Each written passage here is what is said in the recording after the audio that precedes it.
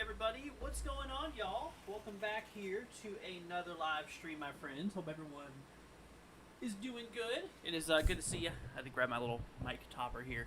But what's up, everybody? Good to see y'all. Let's see what we got here today. We have Samuel, we have SPC, and Divinely. What's up, guys? Hope everyone's doing well. So we got a little bit of activity here we're going to talk about today, or later, or I should really say tonight. You know, things have been a little quiet for the last couple of days, thankfully. We've been finally kind of catching a break from everything that's been going on. But we do have ourselves a new area of disturbance that we are going to start watching out here for, just off the west coast of Africa. Now, the storm itself is still on land. Here, let's bring up the MDR view here. Let's see what we got going on here. But yeah, so the storm right now, you can't really see it. But it is over the west coast of Africa here currently. Now, the system will work its way offshore and could work its way out there by the Cabo Verde Islands, maybe driving some, thunderstorms and just a bunch of disorganized showers and stuff like that. But we do have a chance here in the future of the system actually becoming possibly becoming a system here down in time. Right now the Hurricane Center has this thing overall at a 30% chance of formation throughout the next 7 days. Throughout the next week, we have a pretty low 30% chance here of development as of right now. And then, of course, we do got ourselves throughout the next 48 hours, the next 2 days, we are clocking in at a 0% chance. So we're not really expecting much to happen here, within the next 2 days. However, throughout the next week, we do have a little shot where we could actually see maybe some tropical development here out of the system. Now, the Eastern Pacific, I tell you what, the EPAC's been pretty active lately. I ain't gonna lie. What's really interesting and what I've noticed here is it seems like whenever the Eastern Pacific is active, the Atlantic is usually quiet and vice versa. If the Atlantic is active, it seems like the Eastern Pacific goes a little quiet. That's kind of a pattern I've been noticing here for the last little bit. But yeah, we do actually have two systems out here, out west here. Let's bring up the goes west view here. We'll go ahead and bring up just the North Pacific Ocean that we can kind of see what's going on. But yeah, we got two systems out here we're watching in the EPAC. These actually have a pretty good shot at development here. Overall, we have two disturbances. The one on the west, this guy over here, we have an overall 70% chance of formation throughout the next 7 days. So, pretty likely, but we're going to get at least a tropical depression out of the system here overall.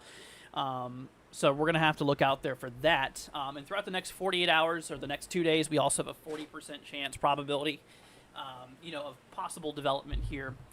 And then, of course, we do have another system to the east here. This one also has a 70% chance probability overall. with a 20% chance probability throughout the next 48 hours or so. So, playing the satellite imagery here, you can actually see the disturbance on the western side, or the far west disturbance here.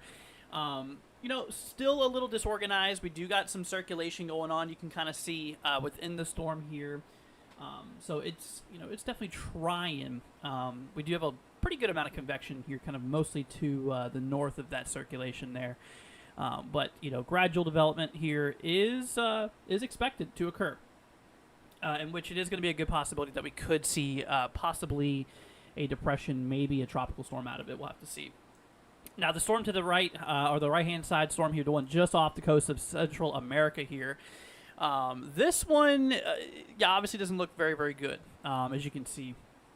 There's not a whole lot going on with it, just a little bit of disorganized showers and storms. So, any development within the next 48 hours is just not expected. We're not really expecting much to happen on this guy.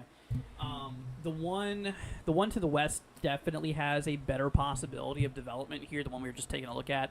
At least within the short range. Overall total, they both have the same percentage, a 70% chance, which, is quite likely. So, it is a good possibility that we will end up seeing some type of depression or, potential storm developing out of that system here. But anyways, so that's that. But then, like I said, if you guys are just tuning in, we also are watching the Atlantic once again. We have a system that, is expected to roll off the west coast of Africa. A little disturbance we're watching here. As of now, just a 30% chance of overall formation. Now, let's hop over to models here. We're going to take a peek here. Starting off with the American GFS run here. This is the 18 UTC run. This is the latest one we got going here. So the GFS does have some gradual development here. Just keeping things near the Cabo Verde. This is right around September 3rd. So this is still quite a few days out.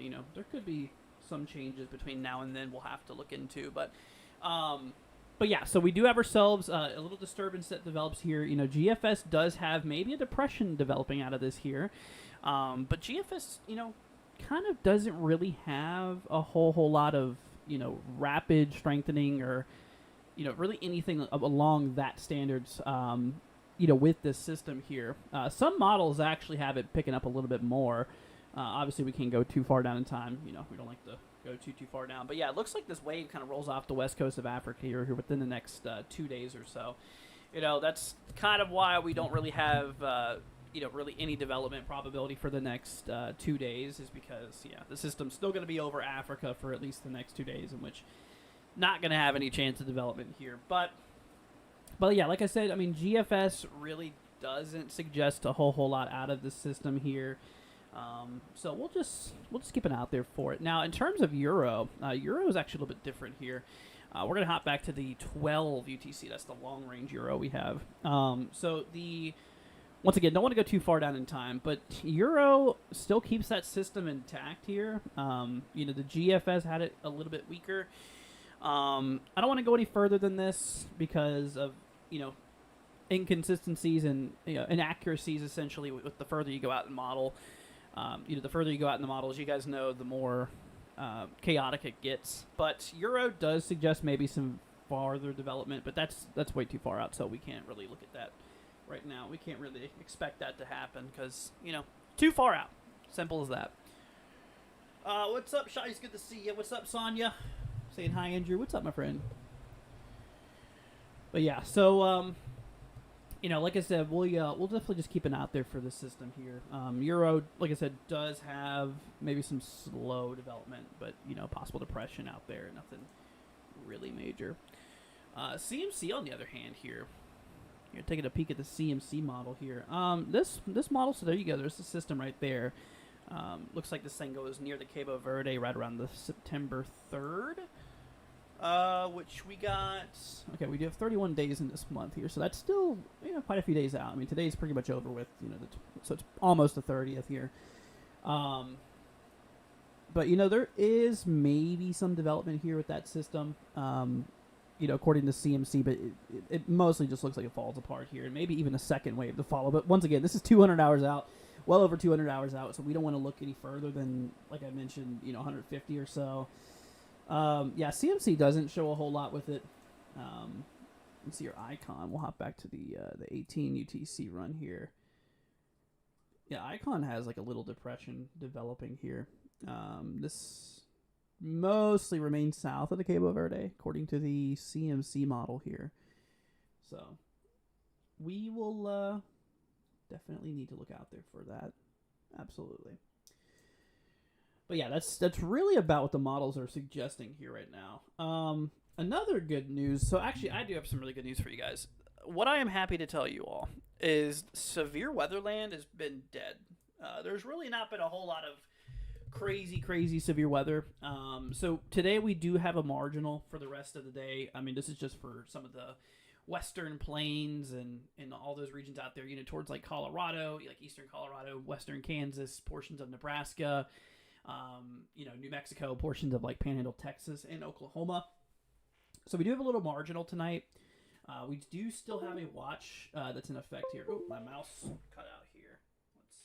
Let's try to get that up and running again. There we go. I don't know. I need to get a new mouse here. A lot of my equipment's not really doing so well. But yeah. So we do have a little bit of a threat. No tornadoes tonight, thankfully. Just a little bit of a wind threat, a little bit of hail threat. So, a few severe storms tonight throughout the western plains is going to be possible.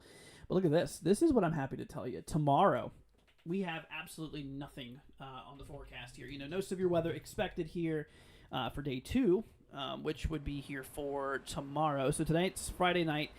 This is for Saturday here. You can see we do have a pretty big thunderstorm risk here. That's what the green here does represent. It's maybe some storms, but not anything severe per se. We're not expecting anything severe out of that. So that's definitely good. Then of course the following day after that for Sunday, same thing. Just a couple general thunderstorms is going to be quite possible. But honestly, nothing really big time severe going on either. That's why we haven't been live in the last couple of days because things have been pretty quiet.